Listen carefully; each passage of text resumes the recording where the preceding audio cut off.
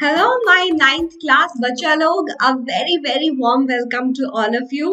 तो मैम उम्मीद करते हैं कि आप सब लोग बहुत अच्छे होंगे, अच्छी हेल्थ में होंगे और सबका ऑलमोस्ट एग्जाम का टाइम चल रहा है या एग्जाम शुरू होने वाले हैं। आई नो बहुत बच्चों के एग्जाम खत्म भी हो गए, लेकिन मेरा फर्ज तो बनता है ना कि जिन लोगों के एग्जाम चल रहे हैं नाइन्थ क्लास के बच्चों, आपकी हेल्प की जाए और आपको ये बताया जाए कि अगर मैं साइंस में केमिस्ट्री के पोर्शन की बात करूं जिसकी जिम्मेदारी अनुभा गौर मैम आपकी लेती है, तो उसमें से कौन कौन से क्वेश्चन बड़े इंपॉर्टेंट है और आपके एग्जाम में मतलब आ ही सकते हैं। ठीक है, तो ऐसे आज 20 क्वेश्चन की बात करेंगे जो एग्जाम पॉइंट ऑफ व्यू से सुपर इंपॉर्टेंट और I must say guaranteed question है कि एग्जाम में से इसमें से क्वेश्चन पक्का आएंगे। तो ये करने के लिए आप लोग तैयार हो? प्रैक्टिस बहुत काम आएगी, हेल्प मिलेगी, बेटर इंसाइट्स मिलेंगे पढ़ने के बारे में कि ये टॉपिक बिल्कुल नहीं छोड़ने। तो शुरू करेंगे ये session none other than with your chemistry master teacher Anubha ma'am. I hope आप लोग हैप्पी है, एक्साइटेड है, तो जल्दी से मैम को एक थम्स अप दे दो। Yo ma'am, we are ready to conquer the world of term 2 और टर्म 2 की केमिस्ट्री जितनी भी है उसको एकदम मक्खन की तरह स्मूथ समझ के एकदम एग्जाम को ऐसा करेंगे, एग्जामिनर भी बोलेगा 5 extra marks for good hand writing, for good paper attemptation. I must say, I hope you right word हो। Okay, so you all can follow me on Insta Anubha Vedantu, Anubha_Vedantu, ये ma'am का Insta handle है। Ma'am की atoms army यहाँ पे भी आती है। ब्लैक पे ब्लैक पेन चला रही है मैम, देख रहे हो? कॉन्फिडेंस देख रहे हो?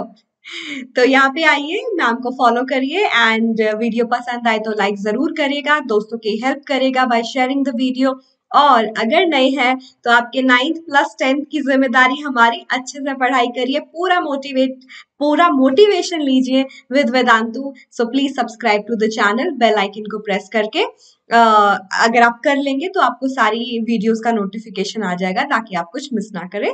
You can definitely do that. और डिस्क्रिप्शन बॉक्स में लिंक है कि अभी आपके 9th क्लास के एग्जाम की प्रिपरेशन हो, चाहे आपको अर्ली 10th क्लास में एडमिशन चाहिए, पूरा का पूरा प्लान अवेलेबल है। So get it and do not forget to apply AG pro. नहीं, आज आपको लगाना है एजी प्रो 1। और एजी प्रो 1 क्यों? क्योंकि ये स्पेशल प्लान है। एजी प्रो लगाओगे तो सिर्फ 15% डिस्काउंट मिलेगा, लेकिन एजी प्रो 1 लगाओगे तो 20% डिस्काउंट मिलेगा। और ये सिर्फ 2 दिन के लिए है a extra discount. Avail this offer, क्योंकि आप, मुझे पता है 10th क्लास को बहुत अच्छा करने के लिए एकदम रेडी हैं कि मैम जो गलतियां हो गई उसको सुधारना है और अच्छा करना है। एंड सारे आपके मास्टर टीचर्स वेदांतु के आपके साथ हैं इसमें। ठीक है, so we will do that. I just explain everything with time, but अभी के लिए let's get started. Let's start with the very first question. एकदम हाई फाई के साथ शुरू करेंगे और ये आ रहा है हमारा पहला क्वेश्चन जो बहुत ही इंपॉर्टेंट है। क्वेश्चन है एटॉमिक मास यूनिट को डिफाइन कर दो जरा, और सच में इंपॉर्टेंट क्वेश्चन है ये। ठीक है, इसे क्वेश्चन आएगा और ये पूछ रहा है कि उसको हम how is it linked with the relative atomic mass. आपको रिलेटिव एटॉमिक मास निकालने में इससे कैसे हेल्प मिलती है? ए बी 2 पार्ट है, बारी बारी से सॉल्व करेंगे। एटॉमिक मास यूनिट को एएमयू भी लिखते हैं, अभी यू लिखना भी शुरू कर दिया। और बेसिकली वो है क्या? वो एक रेफरेंस है। एटॉमिक मास यूनिट वो एक यूनिट है, वो एक रेफरेंस है जो हमने चूज किया है to relate the mass of atoms molecules ion. कि भाई एटम का, मॉलिक्यूल का मास, आयोन्स का मास ये बहुत ना छोटा होता है, इनको याद करना बहुत मुश्किल है। और अगर मैं बोलूं तो आप ना बोलोगे कि मैम हम गिव अप कर रहे हैं साइंस पे ना, क्यों मतलब हमारी मुश्किलें बढ़ाने पे लगे हो।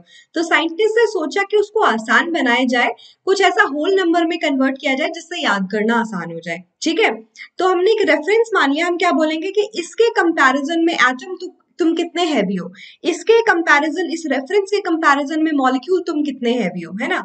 इस तरीके से हम रिलेटिव मास निकालते हैं और इसके लिए यूनिफाइड मास को चुना गया, which is exactly what 1/12 of mass of a C12 atom.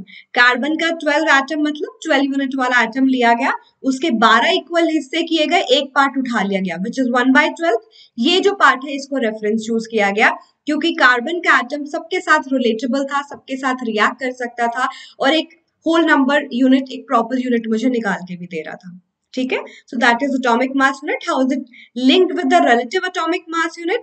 अगर आपको इसकी हेल्प से रिलेटिव मास निकालना है एटम का, तो रिलेटिव एटॉमिक मास कैसे निकालोगे? जैसे अनुभव मैम को अगर अपने हाइट अपने भाई से कंपेयर करनी हो, तो मैं बताऊंगी कि मेरे रिलेशन में मेरा भाई कितना लंबा है. ऑब्वियसली आपकी अनुभव मैम छोटू है, तो मैं क्या करूंगी, अपनी हाइट नीचे, अपने भाई की हाइट ऊपर, कि मेरी हाइट से मेरे भाई की हाइट कितनी, आई मीन मेरे भाई की हाइट कितनी ज्यादा है ना, कंपैरिजन. सेम यही मेरा कंपैरिजन ये था, 1/12 of mass of C12 atom. इस यूनिट के कंपैरिजन में मेरा एटम कितना हैवी है, ऊपर एटम का मास लिख दो, मास ऑफ एन एटम. तो इस तरीके से उसका reference I mean relative mass निकाला जा सकता है. आसान है, समझ में आया. लाइफ बहुत सिंपल है, सो एज केमिस्ट्री, अगर ढंग से मन लगा के समझो तो. ठीक है, इसका नेक्स्ट पार्ट है, how do you know the presence of atom if they do not exist independently for most of the element. इसमें मैम अपने आप को छोटू कर लेती है, ये चलेगा है ना, छोटू बड़ो, क्योंकि हमें स्पेस चाहिए लिखने के लिए. तो इसके बी पार्ट में हमसे पूछा गया है कि how do you know the presence of atom.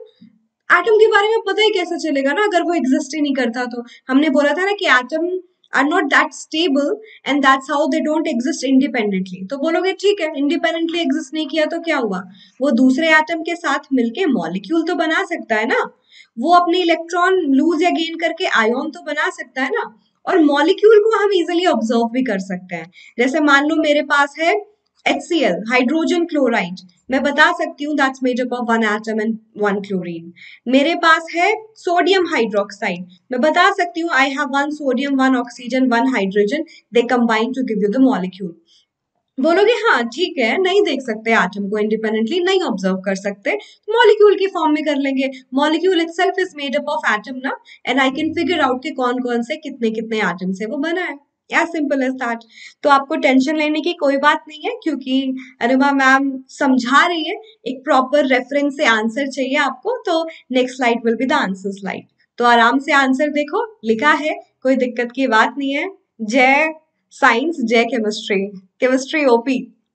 चलिए अगला क्वेश्चन करेंगे, ये भी बहुत ही इंपॉर्टेंट है. ओके, बहुत ही इंपॉर्टेंट है, जिसमें हमसे पूछा गया है, mention 2 postulates of Dalton's atomic theory that explain law of conservation of mass and law of constant proportion. ठीक है, डॉल्टन बड़े स्मार्ट साइंटिस्ट थे. Okay, Dalton and you know he was a teacher also. Search करना उनके बारे में, scientist का ना थोड़ा थोड़ा डिटेल पढ़ते रहा करो, that will help you to get an inspiration, है ना. Stephen Hawkins, Abdul Kalam Azad, sorry I am really sorry, Abdul Kalam. उसके अलावा he was a scientist, he was a missile man अगर मैं बात करूं, और डॉल्टन की बात हो गई, रदरफोर्ड की बात हो गई, मेंडलीव की बात हो गई. बड़े बड़े साइंटिस्ट हैं हमारे पास. ठीक है, कुछ हमारे देश के और कुछ जिन्होंने हिस्ट्री में बहुत ज्यादा कंट्रीब्यूट किया है ना. Law of conservation of mass कहता है that mass can neither be created nor be destroyed, है ना. मास हमेशा सेम होना चाहिए जब आप एक केमिकल चेंज को करते हो. तो उसको कैसे फ्रेम किया गया, डॉल्टन ने अपनी एक थ्योरी बनाई जिसमें सारी इंपॉर्टेंट इंफॉर्मेशन उस टाइम नोन थी एटम्स एंड मॉलिक्यूल्स की, वो ऐड कर दी. तो था, element consist of atom and atom can neither be created nor be destroyed. ठीक है, इसे आप एक्सप्लेन कर सकते हो. और आप इससे कैसे एक्सप्लेन कर सकते हो, भाई एटम ही तो मास कैरी करता है. अगर एक रिएक्शन को आप परफॉर्म कर रहे हो, A B से C D लेके आ रहे हो, अगर यहाँ पे जितने एटम है यहाँ पे उतने ही एटम रहे, तो एटम से ही तो मास आता है, दोनों साइड मास भी इक्वल हो जाएगा, है ना. तो ये बोला जाता है जब भी एक रिएक्शन होती है, एटम जस्ट अपने आप को रीअरेंज कर लेते हैं और नया सब्सटेंस दे देते हैं. ऐसा नहीं कि एटम गायब हो गया, कहीं से एटम आके टपक पड़ा, ऐसा नहीं होता. राइट, तो ये उसका थ्योरी का वन ऑफ द पोस्टुलेट था. फिर लॉ ऑफ कांस्टेंट प्रोपोर्शन की बात करूं मैं, तो लॉ ऑफ कांस्टेंट प्रोपोर्शन क्या कहता है कि जब भी आपको कोई कंपाउंड बनाना है, तो वो जिन जिन एलिमेंट से बनाओगे ना, उनका प्रोपोर्शन सेम होता है हमेशा.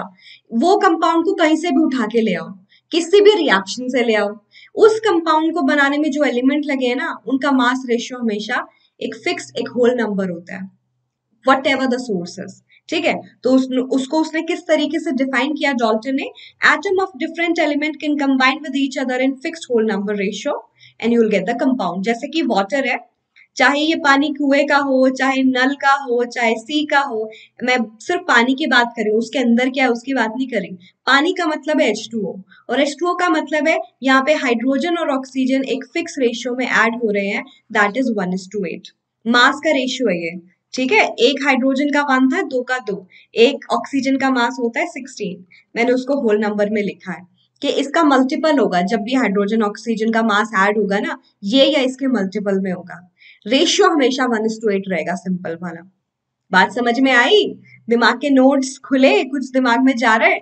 जाना तो चाहिए क्योंकि इजी पीजी है और आप लोग पहले कर चुके हो, राइट। चलिए अगला क्वेश्चन आपके सामने है, बड़ा अच्छा क्वेश्चन है, करते हैं इसको। If the law of constant proportion is true, what weight of these elements will be present in 1.5 gram of another sample of calcium carbonate? मेरे पास कैल्शियम कार्बोनेट था और वो बोल रहा है कि कैल्शियम कार्बोनेट का सैंपल है सिर्फ 1.5 ग्राम है। If the law of constant proportion is true, what weight of these elements will be present? Law of constant proportion क्या कहता है कि जितने भी एलिमेंट्स ऐड होते हैं हमेशा एक फिक्स रेशियो में ऐड होते हैं। तो चाहे उसका 100 ग्राम हो चाहे 1.5 ग्राम हो, आपकी जो वो रेशियो है वो हमेशा सिंपल रहेगा, ठीक है। इसको यूज करके हमें बताना है 1.5 ग्राम के सैंपल में जो एलिमेंट्स इन्वॉल्व है उनका मास कितना कितना है। बड़ा सिंपल क्वेश्चन है, अगर ढंग से किया जाए तो। मैं बताती हूँ, सबसे पहले इसका मॉलिक्यूलर मास निकाल लो रिलेटिव टर्म में। मैंने मॉलिक्यूलर मास निकाला रिलेटिव टर्म में, और वो कैसे निकालते हो, जितने भी एटम्स है सबके मास को ऐड कर दो। एक कैल्शियम का मास है 40, ठीक है, एक कैल्शियम इन्वॉल्व है, मास है 40। कार्बन का है 12, एक ऑक्सीजन का है 16, तीन का हो गया 48 ग्राम, ठीक है। मैं यहाँ लिख भी देती हूँ, ये कैल्शियम की वजह से आया, ये ऑक्सीजन की सॉरी ये कार्बन की वजह से आया, और ये 3 ऑक्सीजन की वजह से आया, ठीक है। और ओवरऑल मास कितना आ गया 100 ग्राम। ऐड करके देखो 52 प्लस 48 100 ग्राम। रिलेटिव नहीं, मैंने क्या लिखा, इसका ग्राम मॉलिक्यूलर मास लिख दिया, ठीक है। मैं इसके ग्राम में इसके मास को लिख देती हूँ, जस्ट अ मिनट। या ओके, इसको करेक्ट किया। ग्राम मॉलिक्यूलर मास हो गया 100 ग्राम है। अब बात आती है कि इस 100 ग्राम को बनाने के लिए, यानी कि 1 मोल कैल्शियम कार्बोनेट को बनाने के लिए 100 ग्राम टोटल अमाउंट लगा, जिसमें से 40 ग्राम कैल्शियम ने दिया, 12 ग्राम कार्बन ने दिया, 48 ग्राम ऑक्सीजन ने दिया। अब पूछ रहा है कि अगर ये सैंपल 100 ग्राम ना होकर सिर्फ 1.5 ग्राम होता तो बस मैं मैथ्स लगा लूंगी, हर्षु बाबा की जय, और हर्षु बाबा का नाम लेते हुए सॉल्व करते हैं।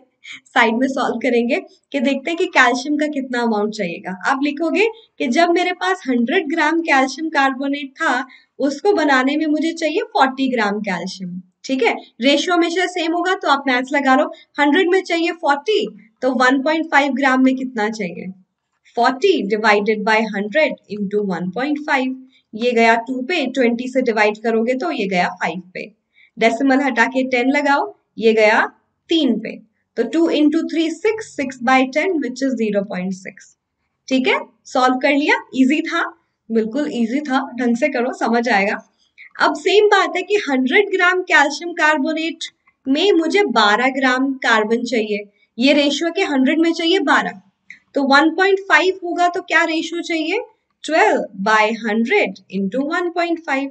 अब इसको सॉल्व कर लो, कर सकते हो ना। ये गया 4 पे, 4 इंटू 3 12, 4 ये गया 25 पे, फिर उसके बाद 5 से फिर कैंसिल करो 5 पे, ये गया 3 पे। 3 इंटू 3 9 अपॉन 50।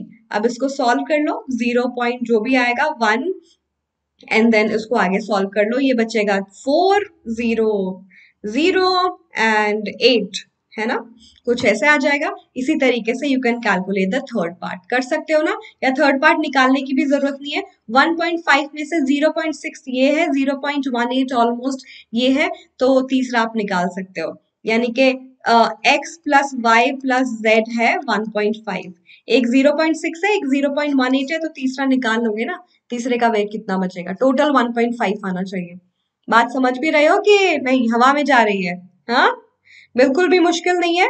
ये देखो, ये यहाँ पे इसको बहुत सिंपल तरीके से सॉल्व भी किया है। 0.72, इन तीनों का सम करोगे ना 1.5 आना चाहिए, क्योंकि कैल्शियम कार्बोनेट ओवरऑल 1.5 है, जिसमें इसने इतना कंट्रीब्यूट किया, इसने इतना कंट्रीब्यूट किया, इसने इतना कंट्रीब्यूट किया, वो रेशियो सेम है। ये आपने मैथ्स लगा के प्रूव भी कर दिया। ठीक है, तो डिफिकल्ट क्वेश्चन नहीं है, बट अच्छा क्वेश्चन था।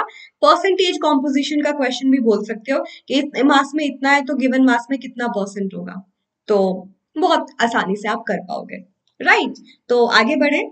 मैम को एक ये दे दो, thumbs up. Yo ma'am, good question, let's move ahead, we got it, you got it, all right, okay. अगला क्वेश्चन है, what are polyatomic ions, give two example. कई क्वेश्चन में तो नाम से आंसर आ जाता है, ढंग से सोचो तो। पॉली का मतलब मैनी, एटॉमिक का मतलब एटम्स, ठीक है। पॉलीएटॉमिक मतलब मैनी एटम्स, और आयन का मतलब क्या होता है, चार्ज पार्टिकल, जिसके ऊपर चार्ज हो। ठीक है, तो अगर वो पूछ रहा है पॉलीएटॉमिक आयन क्या है, तो पॉलीएटॉमिक आयन है group of atoms containing charge. अब वो पॉजिटिव चार्ज भी हो सकता है, वो नेगेटिव चार्ज भी हो सकता है। आप अगर पूरी इंफॉर्मेशन नहीं लिखोगे, मार्क्स कट जाएंगे। दो एग्जाम्पल देने हैं, जैसे आप एग्जाम्पल दे दो अमोनियम आयन, ये ग्रुप ऑफ एटम है NH4, एक पॉजिटिव चार्ज। कार्बोनेट आयन, ठीक है, ये आपकी कुछ एग्जाम्पल हो गए, ये पॉलीएटॉमिक आयन है, ग्रुप ऑफ एटम कुछ चार्ज कैरी कर रहे हैं।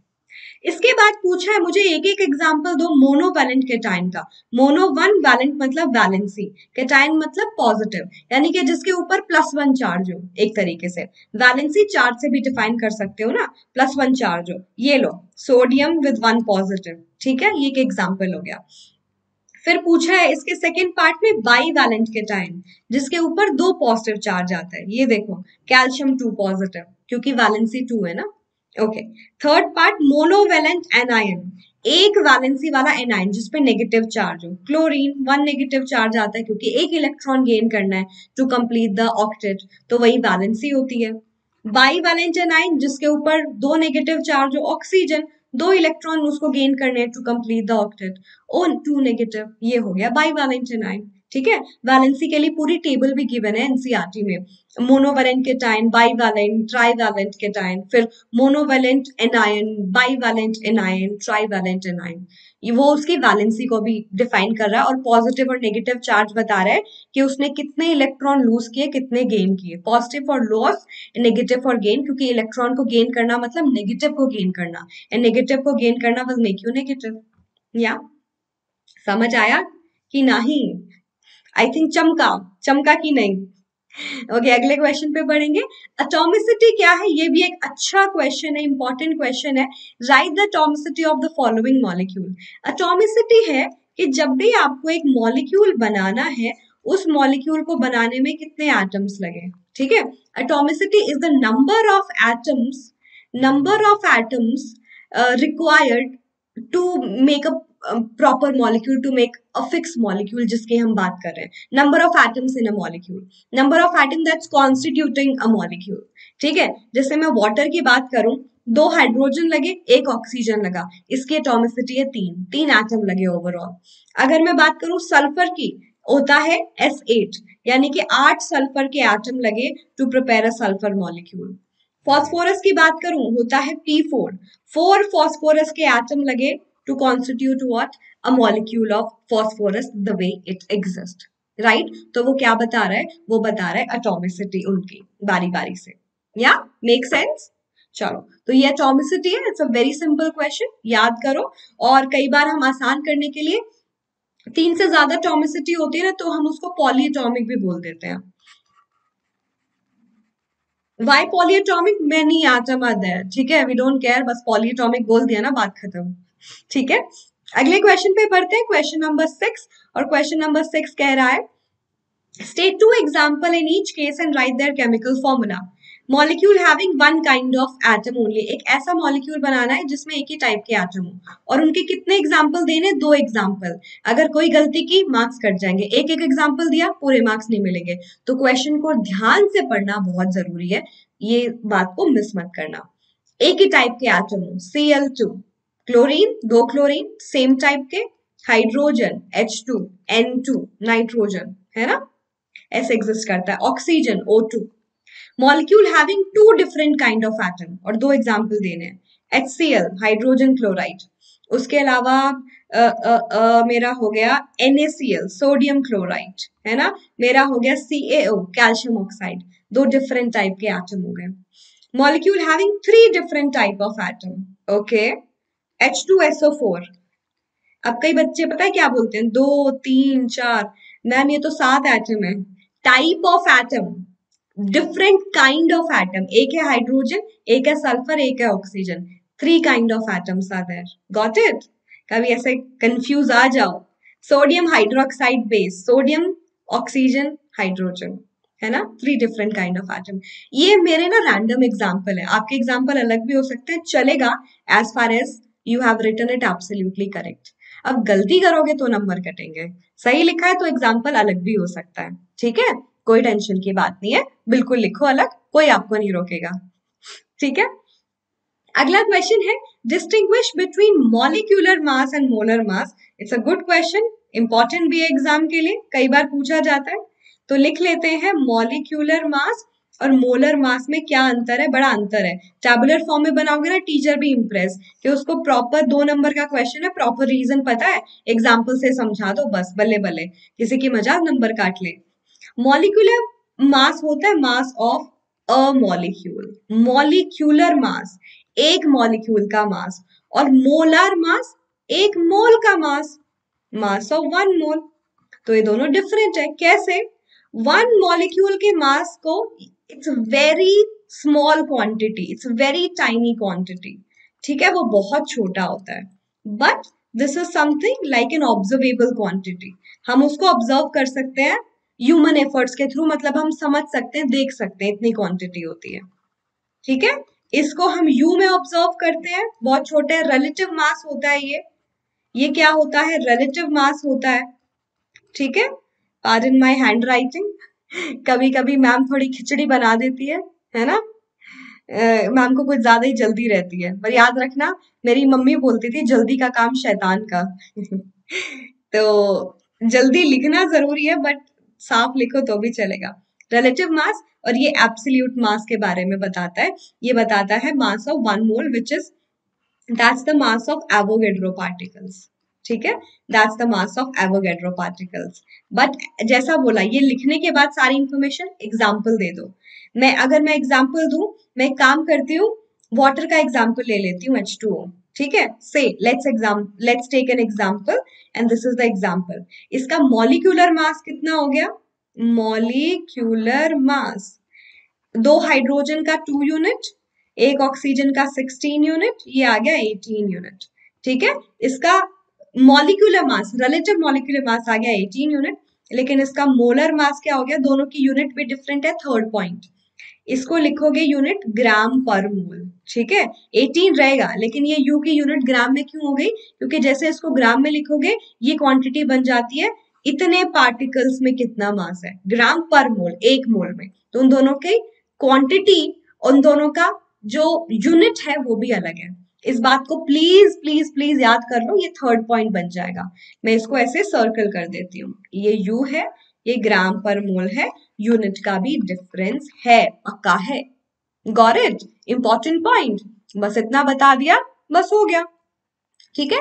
अगला क्वेश्चन करेंगे, define 1 mole, illustrate it's relationship with Avogadro number. Avogadro का जो नंबर है उससे कनेक्ट करेंगे 1 मोल क्या होता है। तो 1 मोल ना, मोल इसलिए इंट्रोड्यूस किया गया स्टूडेंट्स, नॉट ओनली कि आप लोगों की लाइफ को मुश्किल बना दिया जाए और साइंटिस्ट इज लाइक कर तू कर, मैथ्स के बिना तुझे लगता है कुछ हो जाएगा, नहीं होएगा, केमिस्ट्री में भी आएगा, फिजिक्स में भी आएगा, कभी कभी बायो में भी आएगा, बायो केमिस्ट्री टाइम, बट पीछा नहीं छोड़ेंगे।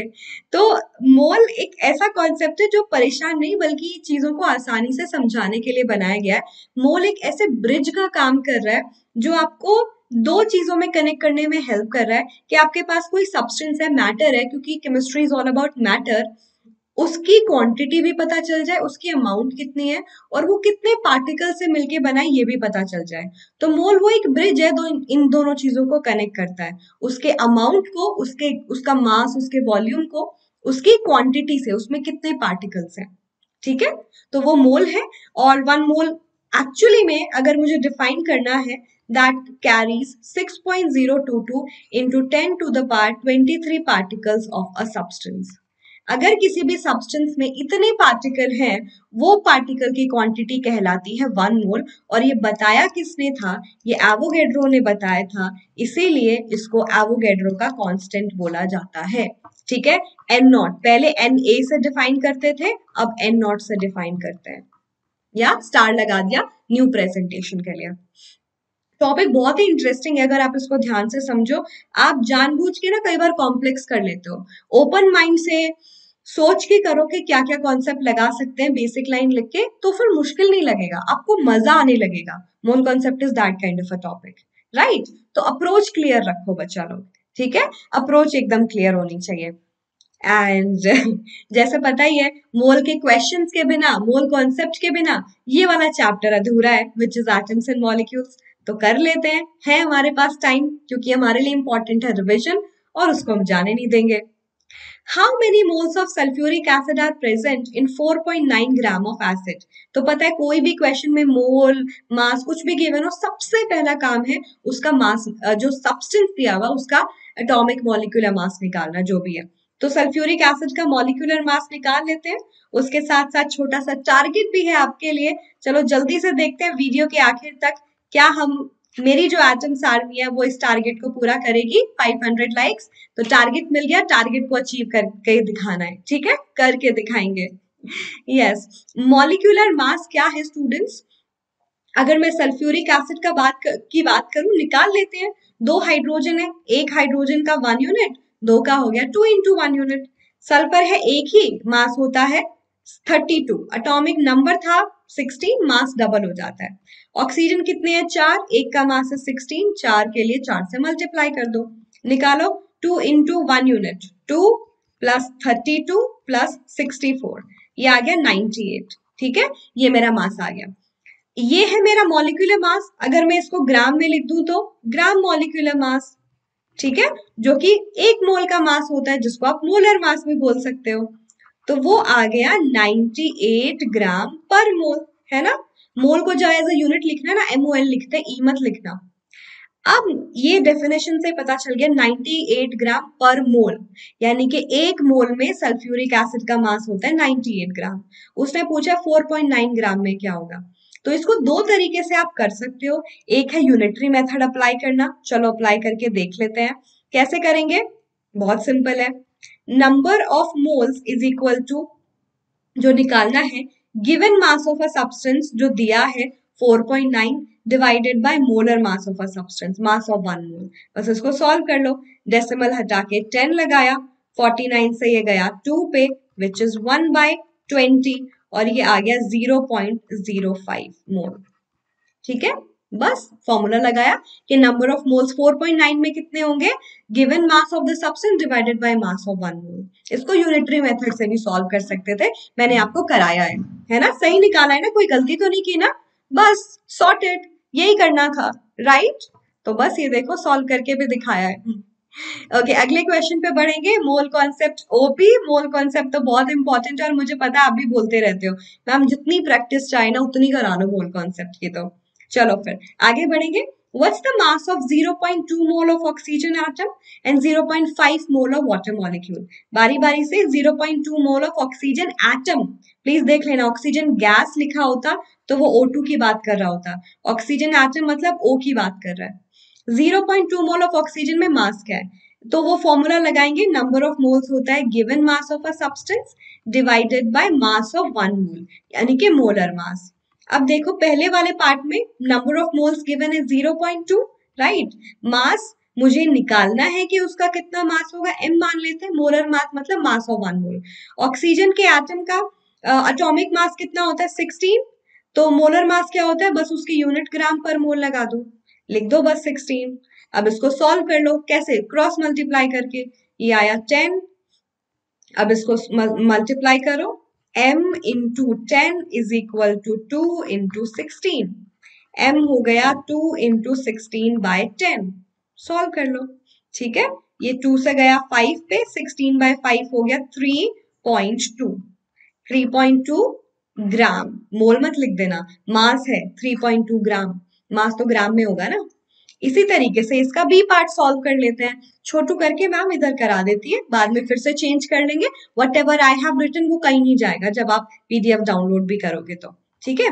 0.5 mole of water molecule, water molecule is H2O। सबसे पहले वही करना है, मोलर मास निकालना है। 2 प्लस ऑक्सीजन का 16, 18 यूनिट हो जाएगी ग्राम पर मोल। बस ये है कि मास निकालो, उसको ग्राम पर मोल में लिखो। बस अब फॉर्मूला अप्लाई करेंगे। नंबर ऑफ मोल्स निकालने का फॉर्मूला होता है given mass by molar mass. Number of moles है 0.5, मास मुझे निकालना है, मोलर मास है 16। अब बस मास आ जाएगा 0.5 इंटू 18। 10 लगाओ, सॉल्व करो। ये गया 2 पे, ये गया 9 पे। आंसर क्या आ गया? 9 ग्राम। आया कि नहीं आया? मुश्किल था? यस और नो में आंसर दो, जल्दी से आंसर दो। यस नो, या फिर यो मैम आ गया। It is not that hard, आप हमें इतना हल्के में भी मत लो। हमने एकदम उसको ओपी ओपी कर लिया है। तो ये हो गए एटम्स मॉलिक्यूल्स के क्वेश्चन। बट हमें और किसके क्वेश्चन करने हैं? हमें स्ट्रक्चर ऑफ एटम के भी इंपॉर्टेंट क्वेश्चंस करने हैं। बट उससे पहले मैं बता दूं, आपका एग्जाम टाइम चल रहा है, इसको और बेस्ट बनाने रिविजन चाहिए। साथ के साथ आप चाहते हो कि ग्रेड 10 में भी आपके 4 चांद लग जाए और आपकी परफॉर्मेंस सुपर डुपर ऑसम हो जाए। तो remember, Vedantu is helping you at this time. Don't lose this opportunity. And आज तो 20% ऑफ मिल रहा है, जो बाद में नहीं मिलेगा, इट विल बी 10%। ठीक है। तो आपको थाउजेंड्स ऑफ माइक्रो कोर्सेज मिलेंगे, चैप्टर बेस्ड कोर्स। चाहे तो आप अपनी अर्ली प्रिपरेशन 10th क्लास की शुरू कर सकते हो। You can revise your entire syllabus of 9th and 10 जब शुरू होगा एकदम ब्रिज कोर्स कनेक्ट कराया जाएगा 10th से और 9th से, और फिर पूरा पढ़ाया जाएगा। सारे आपके डाउट सॉल्व होंगे, क्योंकि वेदांतों में एक ऐसा मॉडल है जिसमें आपके टीचर्स पढ़ाते हुए क्लास टीचर्स भी होते हैं जो आपके डाउट्स लेते हैं। और आपकी कंसेप्ट को और क्लियर करने के लिए आपको टॉपिक वाइज असाइनमेंट भी मिलेंगे जिनकी प्रैक्टिस होगी। और हर एक चैप्टर के खत्म होते ही प्रैक्टिस सेशन भी ऑर्गेनाइज होता है, ताकि प्रैक्टिस करके इंपॉर्टेंट क्वेश्चन को आप मास्टर कर सको। और जब भी आपके एग्जाम आने वाले होते हैं, मॉक टेस्ट होते हैं। मॉक टेस्ट का काम क्या है? आप पेपर को इमिटेट करो, आप अच्छे से परफॉर्म कर सको और आपकी परसेंटेज और अच्छी हो जाए, क्योंकि आपको अब एग्जाम से डर नहीं है बिल्कुल भी, है ना। डर नहीं है तो आप मास्टर कर ही लोगे। तो अगर आप चाहते हो आपको वीआईपी भी मिले, वेदांतु का इम्प्रूवमेंट प्रॉमिस, कि हमें पता है कि हमें इम्प्रूवमेंट चाहिए, तो आप अगर पूरे के पूरे लॉन्ग टर्म के लिए प्लान करते हैं, नॉट फॉर ट्रायल पैक, पूरे लॉन्ग टर्म कोर्स के लिए आते हैं, और अगर आप बेसिक चीजें मेंटेन करते हैं, ऐसा नहीं आप क्लास भी नहीं लगाए बस ऐसे बैठ के सोच रहे हैं कि क्या किया जाए, वो तो नहीं। अगर आप इतनी अटेंडेंस मेंटेन करते हैं और इतने जो हम टेस्ट देते हैं, हर 15 दिन में टेस्ट होता है, आप टेस्ट भी अटेम्प्ट कर रहे हैं, तो आपकी इंप्रूवमेंट को कोई नहीं रोक सकता। ये प्रॉमिस है वेदांतों का, इंप्रूवमेंट प्रॉमिस। नहीं तो पैसा वापस। तो प्रॉमिस तो अच्छा है ना। And you will get the opportunity to be on the Vedantu pro wall of fame. बहुत सारे बच्चों ने ऑसम परफॉर्म किया है, नेक्स्ट फोटो आपकी होगी। एंड हम प्राउडली शोकेस करेंगे कि हाँ आप लोग हमारे बच्चे हैं। ठीक है। तो मैं आपको दिखाती हूँ कि आपको ये मिलेगा कैसे। Just a minute. ओके। हाँ जी। आप कोई भी वीडियो पे जाइए, ये मैंने अपनी वीडियो खोल ली। आज का जो वीडियो चल रहा है ना, इसका डिस्क्रिप्शन बॉक्स खोलना है। ठीक है, जो शो मोर करके आता है। अब देखो, CBSE term two full syllabus. ये आपको सिर्फ टर्म टू फुल सिलेबस नहीं मिलेगा, जब आप इस पे क्लिक करेंगे तो आपके पास प्लान आ जाएगा। मैं दिखा देती हूँ। ग्रेड 9, 10, 10 सीबीएसई फॉर 2021 से 23 प्रिपरेशन। अब 22 वाला खत्म होगा, वो ग्रेड 9 की प्रिपरेशन और ग्रेड 10 की प्रिपरेशन भी आपको मिल रही है पूरी। ठीक है, जिसमें आपको class recording entire syllabus cover करके मिलेगा। और जैसे कि बात करें, दो प्लान है, लाइट और क्लासिक। क्लासिक सबसे बेस्ट प्लान है, क्योंकि उसमें मोबाइल ऐप में भी आपको डाउट सॉल्विंग मिलती है। क्लास के खत्म हो गई, आपको डाउट आ रहा है दोपहर के 3 बजे, आप कुछ पढ़ रहे हो, आपका 2 दिन बाद टेस्ट है, तो डाउट ऐप के सपोर्ट से आपके इंस्टेंट डाउट भी सॉल्व हो सकते हैं। बाकी सारे फीचर सेम है। तो लाइट का प्राइस 9th जो भी बाकी है और पूरे 10th का है 30,000। बट मैं पूरे कोर्स की अगर बात करूं, देखो एजी प्रो नहीं लगाना। बेस्ट पार्ट ये है, बाय कंप्लीट कोर्स में आपको कौन सा ऑफर लगाना है?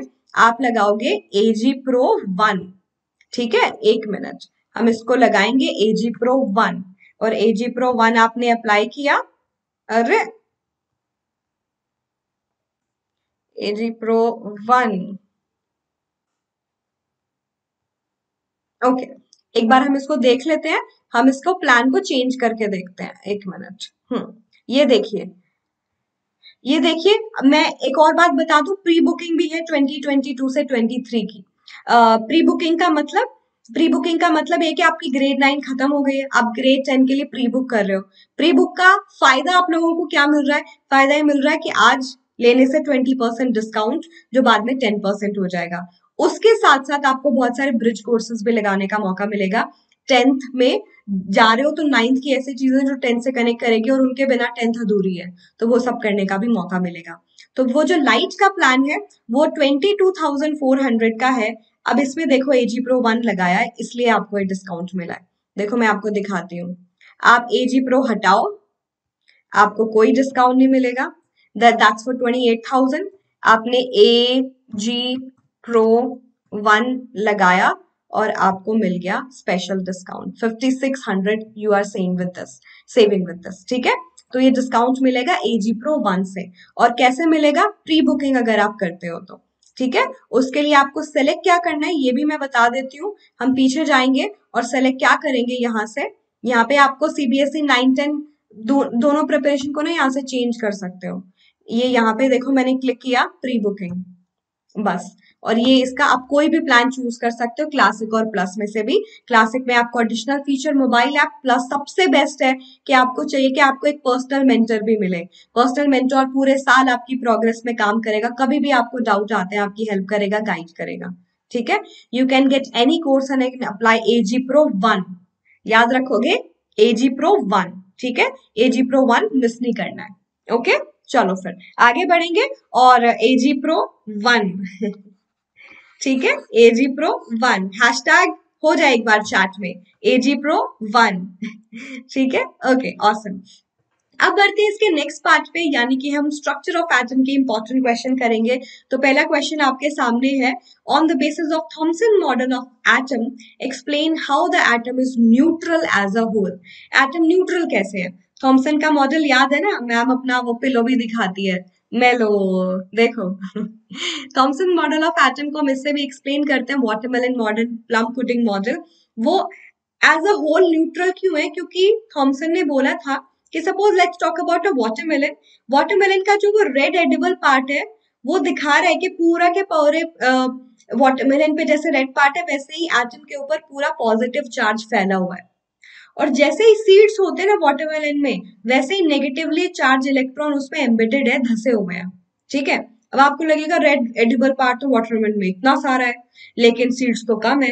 लेकिन स्टूडेंट्स वो ये भी डिफाइन कर रहा है कि जितना पॉजिटिव चार्ज फैला है ना due to that red part, it's equal to the magnitude of negative charge due to seeds. आप समझ रहे हो? उसने बोला ठीक है फैला है तो फैला है, मैं तुम्हें गारंटीज के साथ बता रहा हूं कि वो जितना पॉजिटिव चार्ज एटम के ऊपर फैला है, the magnitude of positive charge is equal to magnitude of negative charge, ठीक है, equal to the magnitude of negative charge. उसने पहले ही डिफाइन कर दिया, that's why atom is neutral as a whole, ठीक है। तो इस तरीके से आप उसको कनेक्ट करोगे, हम करा ही चुके हैं तो आपको टेंशन तो लेने की बात है ही नहीं, है ना। Atom consist of a positive charge sphere and electrons are embedded in, and the total magnitude of positive and negative charges exactly same, और उसने प्रूव करके दिखाया था, right? Now let's move to next question, which says list three observation of the experiment performed by Rutherford for his model of atom. Rutherford का जो experiment था याद रखो, उसका नाम था गोल्ड फॉइल एक्सपेरिमेंट, जिसको और किस नाम से बुलाते हो? अल्फा रे स्कैटरिंग एक्सपेरिमेंट। अल्फा जो पार्टिकल्स होते हैं ना, वो पार्टिकल नेचर भी है, मतलब उसका मास भी है, और रे भी है, वो रेडिएशन की तरह भी काम करते हैं, और उनमें बहुत अच्छी पेनिट्रेटिंग पावर भी होती है। अगर कोई शीट बहुत ही थिन है, बहुत पतली है, उसमें से वो पेनिट्रेट कर सकते हैं, और ये हमने प्रूव भी किया था। गोल्ड फॉइल से करते हैं ना। हमें उसकी 3 ऑब्जर्वेशन बतानी है। आपको ऑब्जर्वेशन याद ही होगी कि जब भी वो अल्फा पार्टिकल को, जिसके ऊपर 2 पॉजिटिव चार्ज था, जिसका टोटल मास था 4 यूनिट, जब उसको गिराया गया किसके ऊपर? गोल्ड की फॉइल के ऊपर, और उसको देखा गया रिजल्ट में, तो हमें क्या मिला? Most of the alpha particle pass straight, ठीक है। Most of the alpha particle gold की फॉइल से सीधा पेनिट्रेट करके दूसरी साइड चले गए। कैसे पता चला? वो इस साइड पे चमकने लगे हैं, यहाँ पे स्किंटिनेशन शाइन प्रोड्यूस होने लगी है, जो एक स्क्रीन हमने ली थी जिंक सल्फाइड की। उसका काम ये, वो फोटोग्राफिक फिल्म की तरह काम करते हैं, कोई भी चार्ज पार्टिकल टकराएगा वो चमकती है, और मोस्टली स्ट्रेट मोशन में ऑब्जर्व हुआ हमें, इसीलिए पता चला। उसके बाद some particle showed tiny deflection, कुछ ने थोड़ा थोड़ा डिफ्लेक्शन शो किया, ठीक है, कि सीधा ना जाके थोड़ा सा इधर उधर हो गए। And one particle out of 12,000, one out of 12,000 कैसा था? जो वापस आ गया अपने पाथ पे, that is kind of taking its path back, renders its path back, ठीक है। तो इसके ऑब्जर्वेशन नहीं बताने, सिर्फ ऑब्जर्वेशन, आई मीन सॉरी, सिर्फ ऑब्जर्वेशन बताने, इनका रिजल्ट नहीं बताना कि इन ऑब्जर्वेशन से क्या रिजल्ट निकलने को मिला। तो आप टाइम भी सेव करना है आपको। ऐसा नहीं है कि आप ओवर इन्फॉर्मेशन दे दें और आपके पास एग्जाम में बाद में नंबर कम हो सकता है 2 नंबर का ही क्वेश्चन हो, तो उतना ही लिखना है जितना पूछा जाए, ठीक है। कभी ओवर इन्फॉर्मेशन से लगे हाँ बहुत स्मार्ट है मैम, सब लिख के आएंगे, बाद में पता चला लास्ट क्वेश्चन को करने के लिए टाइम नहीं है। ऐसे नहीं होना चाहिए, और एक्स्ट्रा मार्क्स तो मिल नहीं जाएंगे, है ना। What are the limitation of Rutherford model of atom? उसकी लिमिटेशन क्या थी कि उसने बता दिया पार्टिकल सीधे पास कर गए, डिफ्लेक्ट कर गए, 1 आउट ऑफ 12,000 वापस चला गया। तो उससे ना हमें कुछ ऑब्जर्वेशन मिली, उसकी वजह से हमें न्यूक्लियस की डिस्कवरी जानने को मिली। उसने बोला सेंटर पे न्यूक्लियस होता है जहां एटम का सारा मास पड़ा है ड्यू टू प्रोटॉन, क्योंकि उस टाइम न्यूट्रॉन की डिस्कवरी नहीं हुई थी, सारे प्रोटॉन न्यूक्लियस में पड़े, छोटे से स्मॉल से एरिया में, जहाँ पे न्यूट्रॉन की, आई मीन सॉरी, प्रोटॉन की वजह से मास भी सारा मास पड़ा है, और उसने बोला इलेक्ट्रॉन उसके बाहर चक्कर लगा रहे हैं। लेकिन बाद में मैक्सवेल ने बोला, मैक्सवेल की थ्योरी आई, मैक्सवेल ने बोला जब भी कोई चार्ज पार्टिकल ऐसे एक्सेलरेट करता है ना, मतलब बहुत हाई स्पीड से मूव कर रहा है, अपनी स्पीड को कभी कभी चेंज भी कर लेता है बट मूव कर रहा है, तो उसका नेचर होता है कि वो एनर्जी लूज करता चला जाता है, it radiate energy.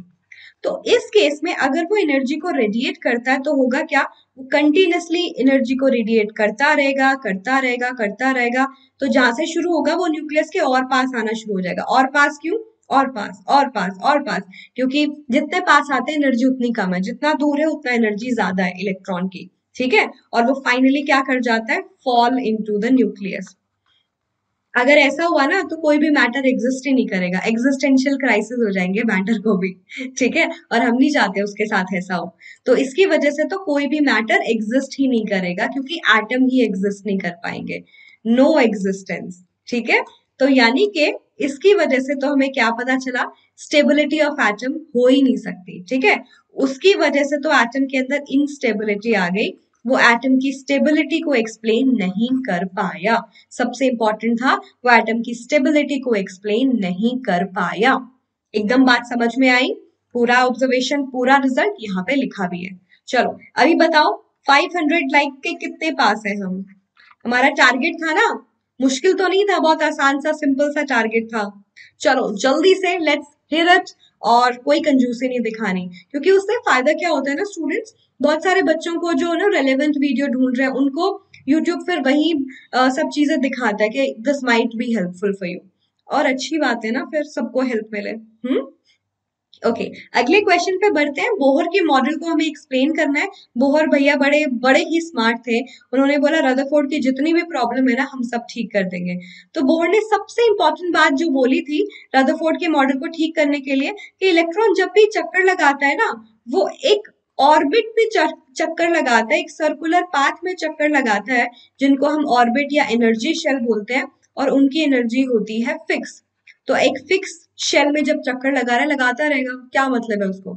It won't radiate energy, it will not lose gain energy, ठीक है, वो एनर्जी लूज करेगा नहीं। And if it will not radiate energy, वो घूमता रहेगा उसी एनर्जी के साथ, ठीक है, which is a breakthrough point जिसने एटम की स्टेबिलिटी को एक्सप्लेन कर दिया कि there are some circular path around the nucleus in which electron rotates, they have the fixed energy, discrete energy वाले होते हैं, एक fixed energy हर एक ऑर्बिट की होती है जिसमें वो चक्कर लगा रहे होते हैं। लेकिन फिर भी ऐसा थोड़ी ना एक ही शेल हो, एक से ज्यादा भी हो सकती है, 2 3 4।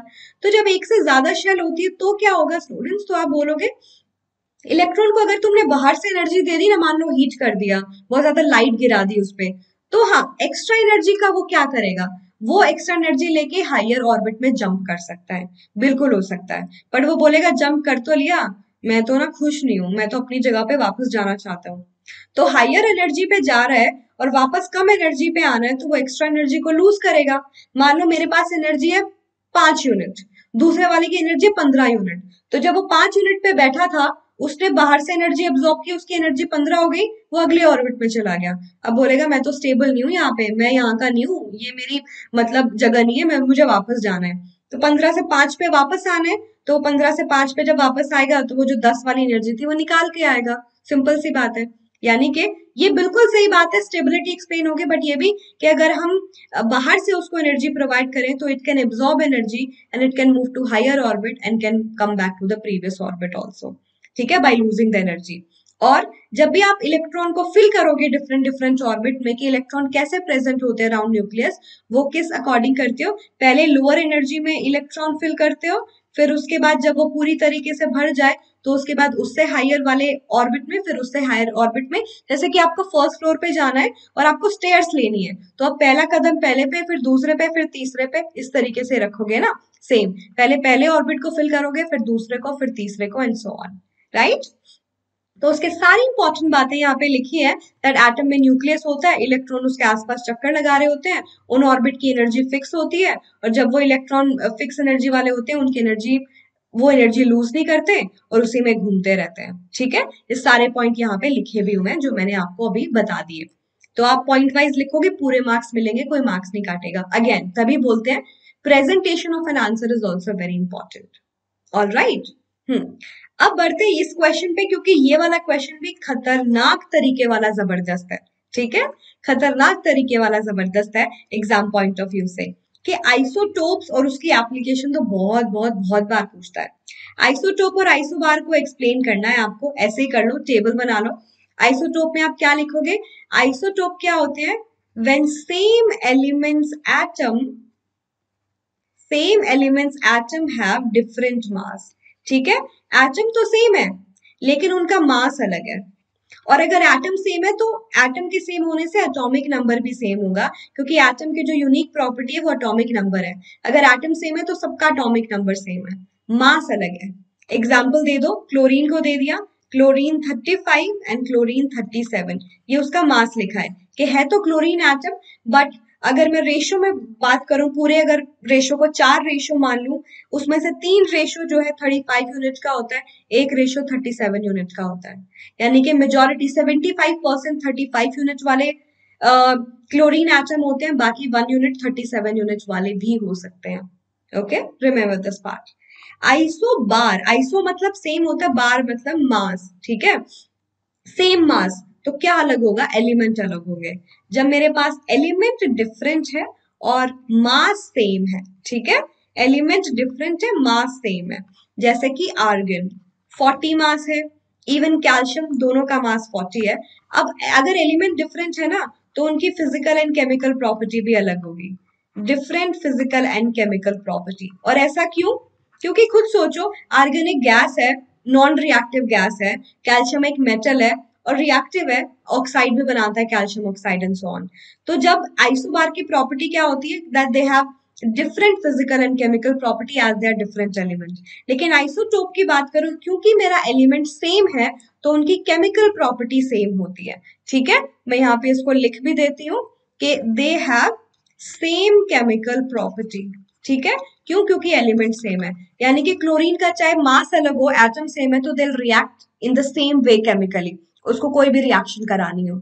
ऑल राइट, तो मैंने लिख दिया, you will get it in the notes also and the entire information is given here too, so not to worry.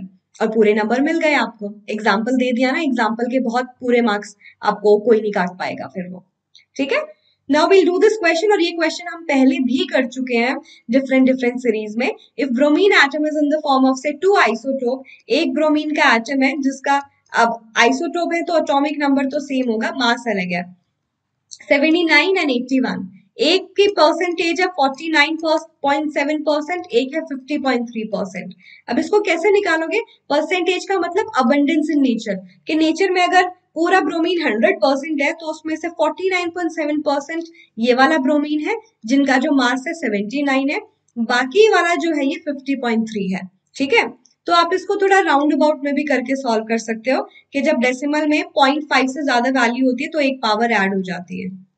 0.5 से कम वैल्यू होती है, मतलब 5 से कम वैल्यू है डेसिमल के बाद, तो उसको हम नेग्लेक्ट कर सकते हैं। मतलब ये हमारी कैलकुलेशन को आसान कर देता है। बट आई एम श्योर कि हो सकता है आपके स्कूल वाले ना माने, तो आप पूरा ये वैल्यू लेके भी निकाल सकते हो, इट्स ऑल योर चॉइस। और उससे पूछा कि एवरेज मास निकालो। जब सब्सटेंस आइसोटोप में एग्जिस्ट करता है, आपने देखा होगा कि टेबल में क्लोरीन का मास लिखा हो 35.5, बट ये तो होल नंबर नहीं है। रिलेटिव मास निकालने का मतलब ही क्या था कि सारे एटम के मास होल नंबर में आ जाए। फिर भी कई बार होल नंबर में नहीं दिखते।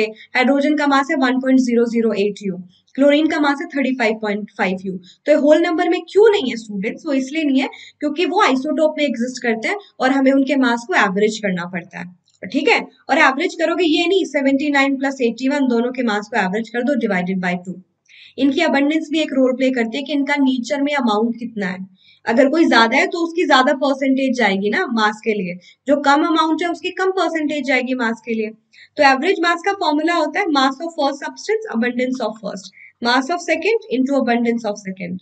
थर्ड होता तो same, plus mass of third abundance of third divided by total abundance in nature. अब इसको सॉल्व कर लो, हम इधर सॉल्व भी कर लेते हैं। पहले वाले का मास है 79, उसका अबंडेंस है 50%। मैं मान रही हूँ आप 49.7 लेके भी कर सकते हो। दूसरे का मास है 81, मास ऑफ 2, और उसकी अबंडेंस है 50%, divided by total abundance which is 50 plus 50। पहले वाले की अबंडेंस ये है, दूसरे वाले की अबंडेंस ये है, 50 प्लस 50 100। अब 100 को दोनों टर्म्स के नीचे ले लो ताकि सोल्यूशन इजी हो जाए, है ना। हमें उसी तरफ बढ़ना है जिसमें सोल्यूशन इजी हो जाए। कैंसिल हो गया 2 पे, कैंसिल हो गया 2 पे, 2 को एलसीएम ले लो, 79 इंटू 1 79, 81 इंटू 1 81 डिवाइडेड बाय 2, ये आया 160 बाय 2 दैट इज 80 यू। जब आप 0.7 0.3 को कंसिडर करोगे 80 पॉइंट समथिंग समथिंग आ जाएगा, 80.006 जो भी कुछ है। ठीक है, तो इस तरीके से ये मेरा एवरेज मास किसका आ गया, ब्रोमीन का।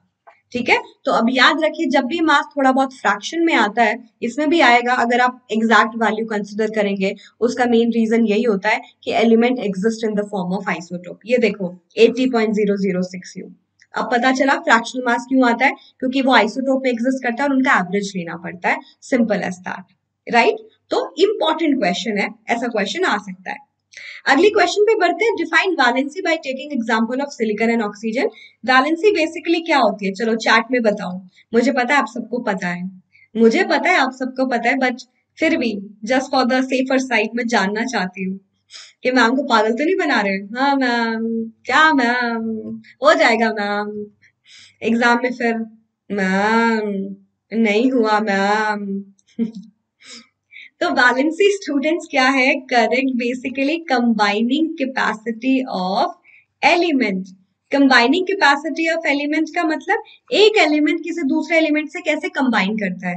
पहली बात, कंबाइन क्यों कर रहा है, क्योंकि उसको स्टेबल होना है, और स्टेबल होने के लिए या तो अपने इलेक्ट्रॉन दूसरे को दे देगा, दूसरे से इलेक्ट्रॉन ले लेगा, या आपस में दोनों एलिमेंट या जितने भी एलिमेंट है वो शेयर कर लेते हैं इलेक्ट्रॉन, ताकि उनका स्टेबल कॉन्फ़िगरेशन हो जाए, उनका ऑक्टेट पूरा हो जाए। ठीक है, तो combining capacity of element means how it's combining with the other element. Silicon का एग्जांपल लेना है, 14 एटॉमिक नंबर, ऑक्सीजन का 8, 20 तक एटॉमिक नंबर याद होने चाहिए कि कौन कौन सा एलिमेंट है। कॉन्फ़िगरेशन लिखोगे 284, कॉन्फ़िगरेशन हो गई 26, K shell, L shell, M shell, ये पूरा तरीका है लिखने का।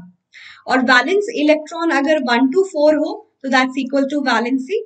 वैलेंस इलेक्ट्रॉन 1 to 4 हो इक्वल टू वैलेंसी, और 4 से ज्यादा हो तो वैलेंसी कैसे निकालोगे, 8 माइनस वैलेंस इलेक्ट्रॉन, तो 8 माइनस 6 विच इज 2। ठीक है, यानी कि ऑक्सीजन को स्टेबल होने के लिए बाहर से 2 इलेक्ट्रॉन लेने पड़ेंगे, तब जाके उसका ऑक्टेट पूरा होगा। जब 4 इलेक्ट्रॉन होते हैं तो क्या होता है, शेयरिंग, कि सिलिकॉन को बाकी किसी एटम के साथ 4 इलेक्ट्रॉन और शेयर करने पड़ेंगे ताकि उसका ऑक्टेट हो जाए पूरा। ठीक है, इसको दो लेने पड़ेंगे, तो वही वैलेंसी होती है, कितने शेयर किए, कितने लूज किए, कितने गेन किए कंबाइन करने के लिए दूसरे एटम से, वही वैलेंसी है। ऑल राइट, वही क्या है, वैलेंसी। तो आप इस तरीके से इसको डिफाइन कर सकते हो।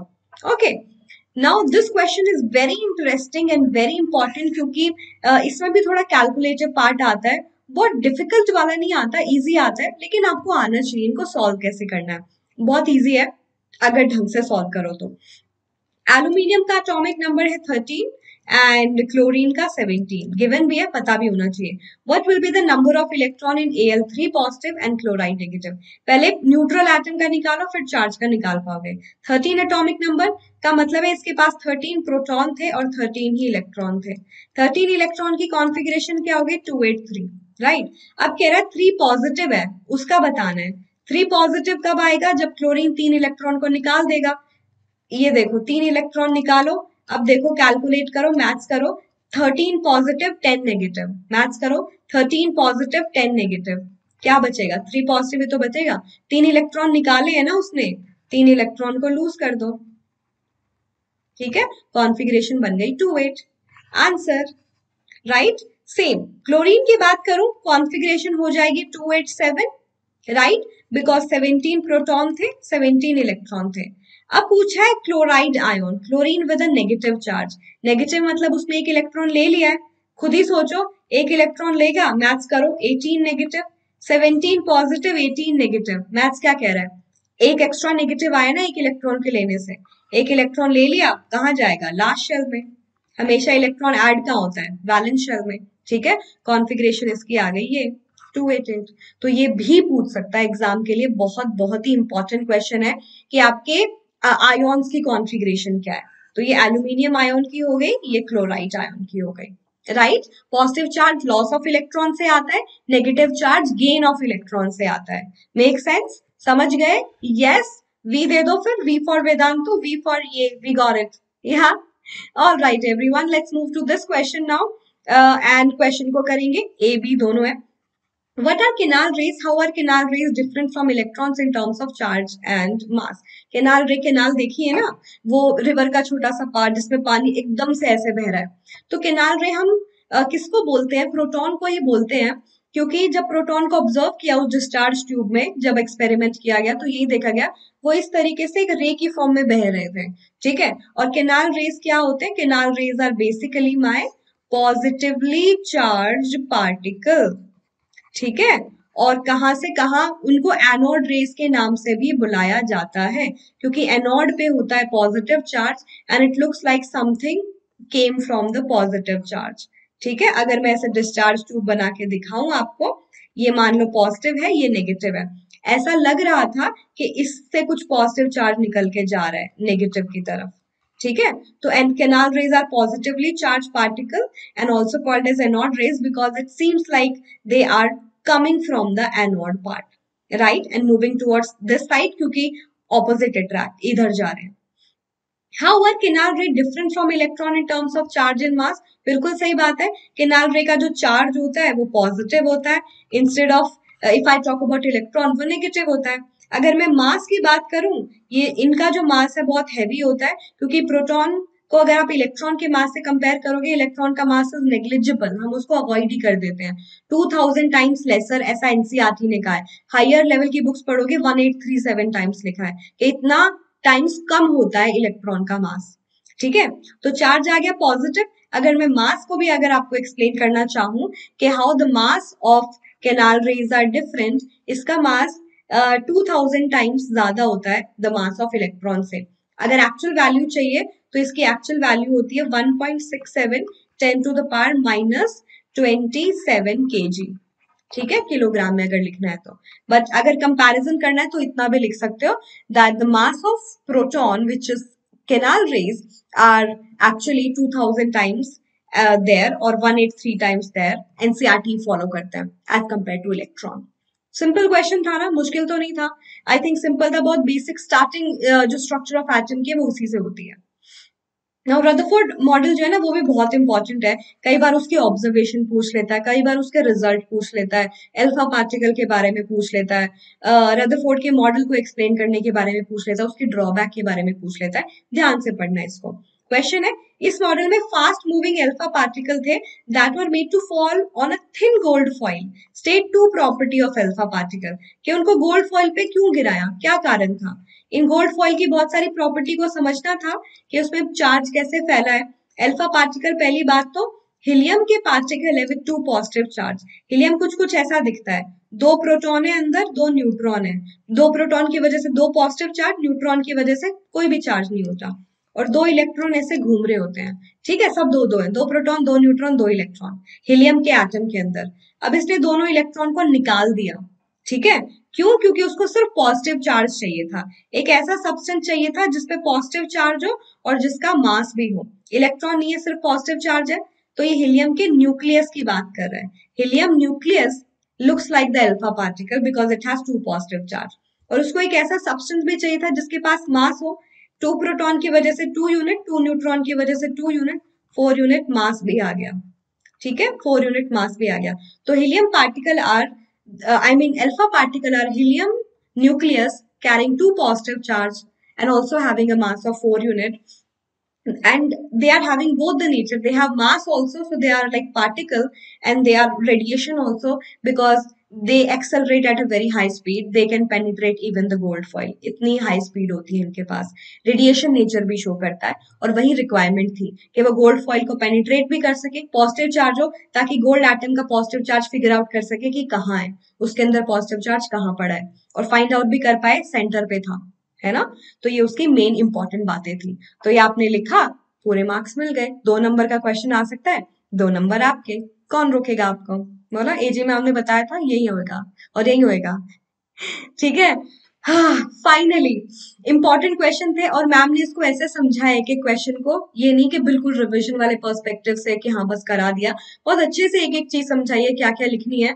तो बहुत ही हेल्पफुल लेक्चर साबित होने वाला है, तो प्लीज इसको फॉलो करिए। और वेदांतु के कोर्सेज जैसा मैंने बोला आप सबके लिए ओपन है, आपके सारे डाउट्स क्लैरिटी के लिए, असाइनमेंट प्रैक्टिस के लिए, मॉक टेस्ट के लिए, जिसमें आपको वीआईपी प्रॉमिस भी मिलेगा, वेदांतु इम्प्रूवमेंट प्रॉमिस, कि आप पूरे साल वेदांतु का हिस्सा बनिए एंड वील मेक श्योर अपनी इम्प्रूवमेंट हो। ठीक है, अदरवाइज पैसा वापस। क्लास लगाइए 75% मिनिमम, हम तो चाहेंगे सब लगाओ, पर कभी कभी कुछ कुछ हो जाता है। एंड असाइनमेंट्स एंड टेस्ट लगाइएगा, तो आपकी प्रोग्रेस बहुत इंपॉर्टेंट है, क्योंकि 10th class is actually very crucial. उसका जो मार्क्स है वो बहुत मैटर करता है, may be not exactly for your skills, but हाँ बहुत सारी जगह पे, है ना, आपको भी पता है। So we are going to be there for you, and remember AG Pro, but AG Pro 1 is going to give you 20% discount today, जो सिर्फ 2 दिन के लिए अवेलेबल है। तो अगर ये नहीं लिया तो बाद में 10% हो जाएगा, जस्ट अर्ली बैच का डिस्काउंट। ठीक है, तो हम देखना चाहते हैं आप में से कितने लोग अभी से पूरे एंथुजियास्टिक हैं, एक्साइटेड है अपना नया सेशन, नई क्लास शुरू करने के लिए। तो आई थिंक लेक्चर यूजफुल रहा होगा आपके लिए। आपके लिए एक छोटा सा होमवर्क क्वेश्चन है, आप मुझे डॉल्टन के बारे में 2 यूनिक बातें बताओगे, 2 यूनिक थिंग, है ना, क्योंकि मैं चाहती हूँ आपके अंदर का वो जो इंक्विसिटिव पर्सन है वो बाहर निकल के आए, और आप उसके ट्रेट मतलब उसके बारे में कोई 2 इंपॉर्टेंट बात बताओगे। जैसे मैंने बताया ही वॉज अ टीचर, तो अगर कुछ भी उसके साइंटिफिक जर्नी के बारे में, उसके बारे में कुछ बताना चाहोगे, I would love to know that. ठीक है, तो ये प्लीज बताइएगा मुझे। एंड इसी के साथ आपके रिवीजन का पार्ट टर्म 2 केमिस्ट्री का खत्म होता है। I hope you enjoyed it. Thank you very much for being there. दोस्तों को भी बताइएगा, शेयर करिएगा, एंड आई होप हमारा लाइक का टारगेट 500 का पूरा हो चुका है। Follow me on Insta, Anuba_Vedantu. You'll get all the updates. So many updates over there too. You can reach out to me. अगली बार मिलेंगे, तब तक के लिए thank you so much my बच्चा लोग, my atoms army. Hasta la vista, take care and all the best.